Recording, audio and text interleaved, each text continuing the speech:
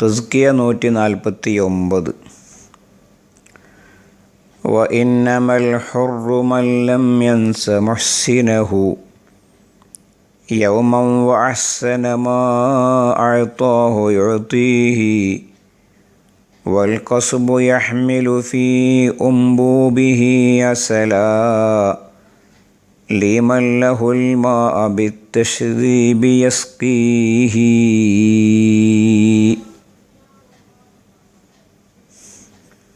വഇന്നമൽ ഹുർറു, ശരിയായ സ്വതന്ത്രൻ,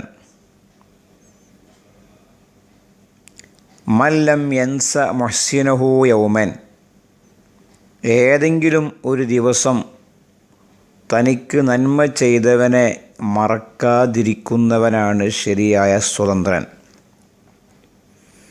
എന്നുമാത്രമല്ല വഅഹ്സന മാ അഅതാഹു യുഅതീഹി, അവൻ തനിക്ക് നൽകിയതിനേക്കാൾ സുന്ദരമായത് തിരിച്ചു നൽകുന്നവരുമാണ്.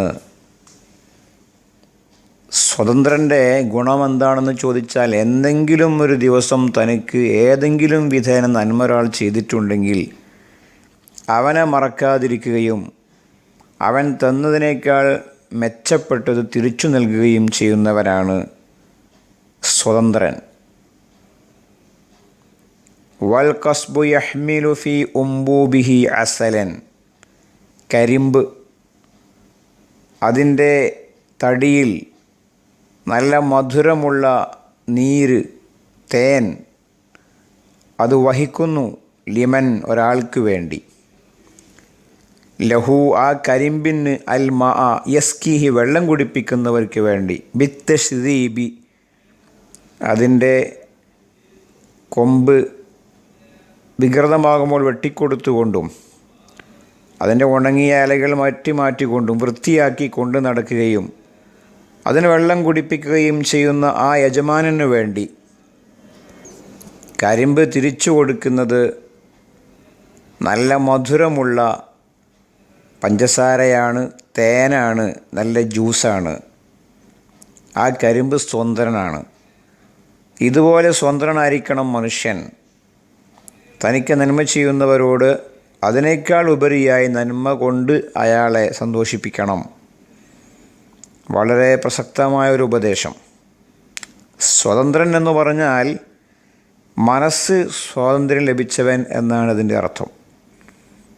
മനുഷ്യൻ്റെ ഇച്ഛകളിൽ നിന്ന്, ദുരാഗ്രഹങ്ങളിൽ നിന്ന്, ദുരഭിമാനങ്ങളിൽ നിന്ന്, മർക്കടമുഷ്ടികളിൽ നിന്ന്, സ്വാർത്ഥതയിൽ നിന്ന്, പ്രത്യേകിച്ച് സ്വാർത്ഥതയിൽ നിന്ന് മനസ്സ് സ്വതന്ത്രമായിട്ടുള്ള ഒരാളുടെ സ്വഭാവമാണത്.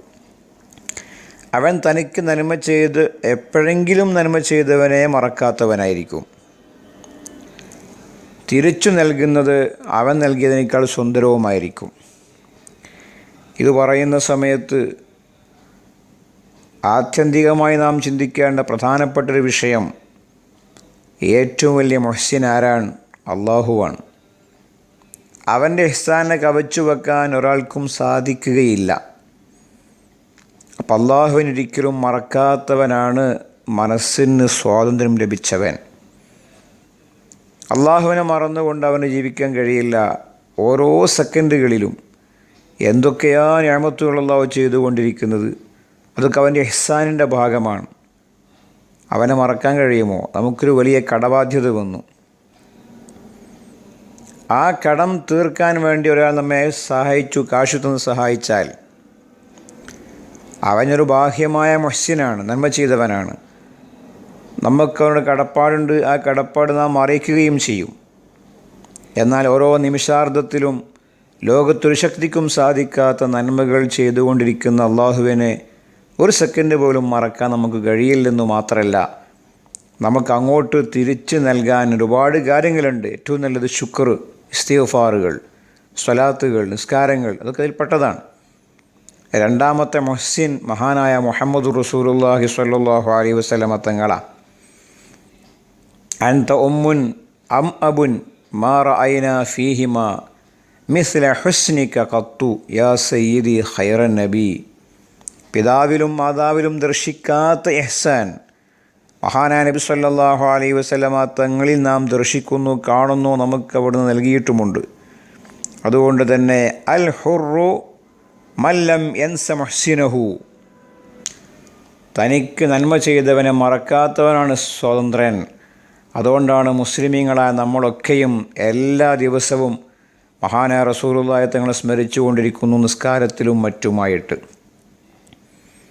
രണ്ടാമത്തെ ഇഹ്സാൻ മാതാപിതാക്കളാണ് മൂന്നാമത്തെ സ്ഥാനത്തിരിക്കുന്നത്. ആ മാതാപിതാക്കൾക്ക് നാം തിരിച്ചങ്ങോട്ട് നൽകണം. അവരെ മറക്കരുത്, അവർക്ക് വേണ്ടി ദുആ ചെയ്തുകൊണ്ടിരിക്കണം.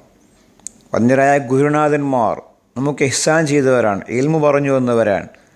അവരൊരിക്കലും മറക്കാൻ കഴിയില്ല. അവരെ വാക്കുകളെ പുച്ഛിക്കാൻ നമുക്ക് കഴിയില്ല.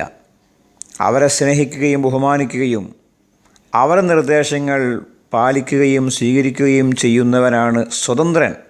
അല്ലാത്തവൻ എന്തിൻ്റെയോ പാരമ്പര്യത്തിൻ്റെ ചങ്ങലകളിൽ ബന്ധിതനാണ്. ഈ വരി വളരെ വിശാലമാണ്. ബാഹ്യമായി നാം പരസ്പരം സുഹൃത്തുക്കളും അയൽവാസികളും കുടുംബക്കാരും സഹപാഠികളും സഹവാസികളുമൊക്കെ പരസ്പരം നന്മ ചെയ്യുന്നവരാണ്. ആ നന്മ മാത്രമല്ല ഇവിടെ, അത് വളരെ താഴെ പടിയിലുള്ള നന്മയാണ്. മേലോട്ട് ചിന്തിക്കുമ്പോൾ ഈ പറഞ്ഞ എല്ലാ നന്മകളും അതിൽപ്പെടും. അങ്ങനെ നന്മ ചെയ്തവനെ മറക്കാതെ അവർക്ക് വേണ്ടി അവരെ നന്മയ്ക്ക് ശുക്ർ ചെയ്തുകൊണ്ട് ജീവിക്കുന്നവൻ, അവനാണ് മനസ്സ് സ്വാതന്ത്ര്യമുള്ളവൻ. അല്ലാത്തവൻ്റെ മനസ്സിന് എവിടേക്കോ ചില ചങ്ങലകളുണ്ട്. കരിമ്പ് എത്ര നല്ല നന്ദി കാണിക്കുന്ന ഒരു ചെടിയാണ്.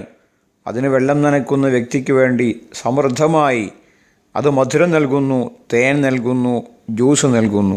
അതുപോലെ ആയിരിക്കണം നമ്മളൊക്കെ നമ്മുടെ ഇഹ്സാൻ ചെയ്യുന്നവരോട് പെരുമാറേണ്ടത് എന്ന നല്ല ഉപദേശം ഈ രണ്ട് വരിയിൽ അദ്ദേഹം ഉൾക്കൊള്ളിച്ചിട്ടുണ്ട്. ഇത് വിശദീകരിക്കുന്ന സമയത്ത് ഒരുപാട് പറയാൻ നമുക്ക് കഴിയും.